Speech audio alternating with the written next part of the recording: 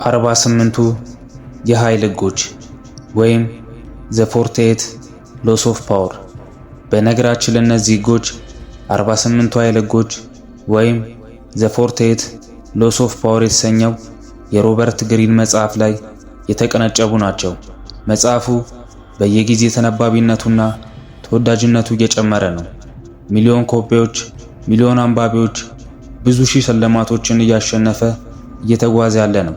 ከቻላችሁ መጽሐፉን አንብቡት። ሕግ 1 አለቃህን በፍጹም በልጠው አትታይ። ሁሌም ቢሆን አለቃ የበላይ እንደሆነ እንዲሰማውና እንዲደላደል አድርግ። አለቃን ለማስደሰት ወይንም ለማስደመም ብለህ ብዙ አትፍጨርጨር። እርሱ ለማስደመም ብለህ ብቃትን አብስተ የምታሳየው ከሆነ ፍርሃትና የደህንነት ስጋት ያጭርበታል። ሁሌም ሰዎች ፊት አለቃ ካንተ የተሻለ እንደሆነ አሳይለት። ያን የስልጣን ማማ በቀላል ወደ ማግኘት ትሄዳለህ።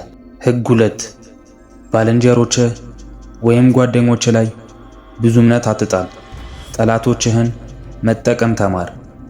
ባልንጀሮችህን ወይም ጓደኞችን ተጠንቀቅ። ከማንም ፈጥኖ የሚከዱ እነሱ ናቸው። በቀላሉ ይቀኑብሃል። ጨካኝና የተበላሹ የመሆን ዕድላቸው ሰፊ ነው። ብልህ ከሆንክ ከቀድሞ ጠላትህ ጋር አብረህ ስራ፣ ቅጠረው። ለአንተ ታማኝነቱን ለማረጋገጥ የማይፈነቅለው ድንጋይ የለም። መፍራት ያለብህ ጓደኛህን እንጂ ጠላትን አይደለም። ጠላቶች ከሌሉ በቶሎ ፍጠር። ሕግ 3 እቅድህን ደብቅ። እቅድህንና ልትሰራ ያሰብከውን ነገር ከሰዎች ደብቅ። ለሌሎች ቀጣዩ ተግባርን አታሳውቅ። እውነተኛ እቅድህን በጨለማ ውስጥ ደብቅ አቆየው።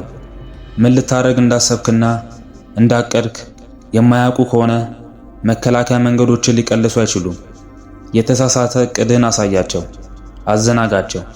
እውነተኛ እቅድን ባወቁ ሰዓት ሊከላከሉ ወይም ሊጥሉ አይችሉም፣ ምክንያቱም ረፍዶባቸዋልና።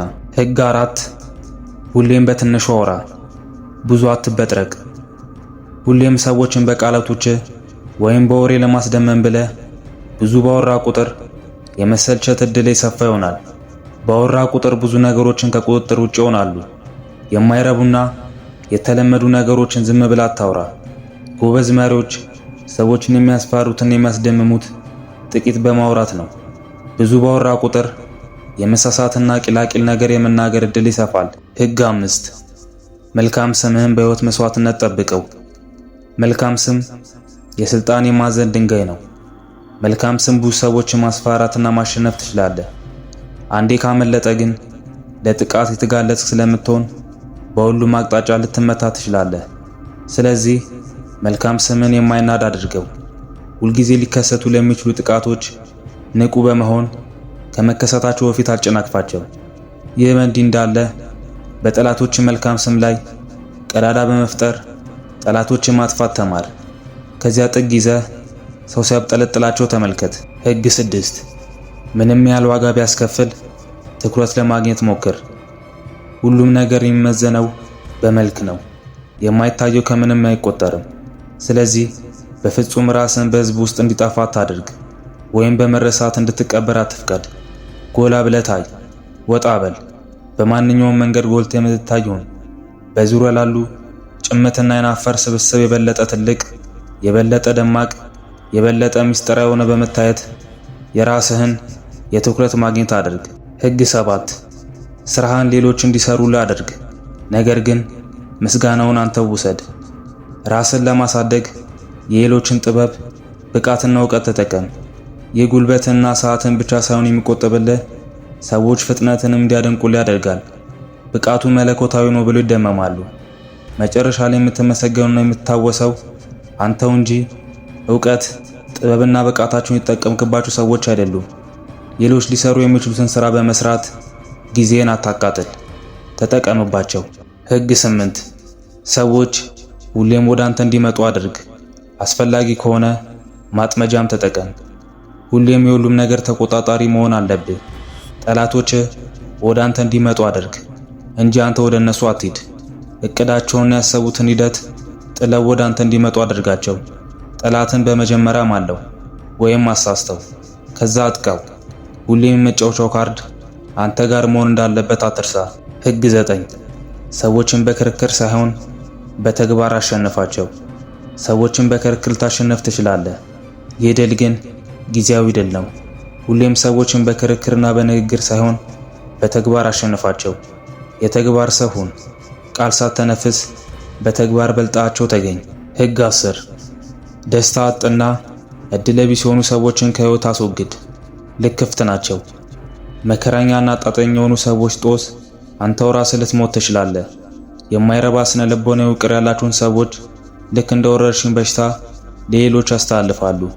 ወደ ባህር የሚሰጥም ሰውን ለማዳን ልትጣጣር ትችላለህ። ነገር ግን እረዳዋለሁ ብለህ ራስህ ልትሞት ትችላለህ። መከረኛና ጣጠኛ የሆኑ ሰዎች እድለቢስ ሳቢዎች ናቸው። አንተም ላይ ጣጣ ይዘውብህ ይመጣሉ። ሁሌም ቢሆን ደስተኛና እድለኛ ከሆኑ ሰዎች ጋር ዋል። ሕግ 11 ሰዎች ባንተ ላይ ጥገኛ እንዲሆኑ ማድረግን ተማር። ነፃነትን ለመጠበቅ ሁልጊዜ ተፈላጊና አስፈላጊ መሆን ይኖርብሃል። ምክንያቱም ብዙ የሚተማመኑብህ በሆንክ ቁጥር የበለጠ ነፃነት ይኖርሃል። ሰዎችን ነገሮች ያላንተ ማድረግ እንዳይችሉ አድርጋቸው። ለደስታቸውና ለብልጽግናቸው ከፈጣሪ ቀጥሎ በአንተ ላይ እንዲተማመኑ ብታደርግ ምንም የምትፈራው ነገር አይኖርም። ሕግ 12 የምታጠቀውን ሰው ትጥቅ ለማስፈታት በአሳቻ ሰዓት የማይጠብቀውን አቀኝነትና ለጋስነት አሳየው። ለጠላትህ ባልጠበቀው ሰዓት ከልብ የሚመስል መልኩ አቀኝነትንና ለጋስነትን አሳየው። በዚያ መልኩ እጅግ ተጠራጣሪ የሚባሉትን ሰዎች ሁሉ ልብ መግዛት ትችላለህ።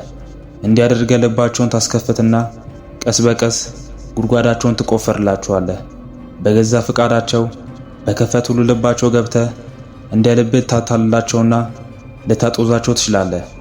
አንዳንድ ያልጠበቁትን ጦጣ በመስጠት ሳይቀር ልባቸውን ሰርስረ ግባ። ሕግ 13 ሰዎችን እገዛ ወይም እርዳታን ስጠይቃቸው አንተን በመርዳታቸው የሚጠቀሙት ነገር እንዳለ እንዲሰማቸው አድርጋቸው እንጂ አዝነውልህ ወይም ራርተውልህ ለምስጋና እንደሚያደርጉልህ ብለህ እንዲሰማቸው አታድርግ። ሰዎች እንዲረዱ ስትፈልግ እኔ እኮ ድሮ እንደዚህ አድርጌ ነበር፣ እኔ እኮ ላንተ ይህንን ውለታ ውዬ ነበር ምናምን ብለህ አታለቃቅስ።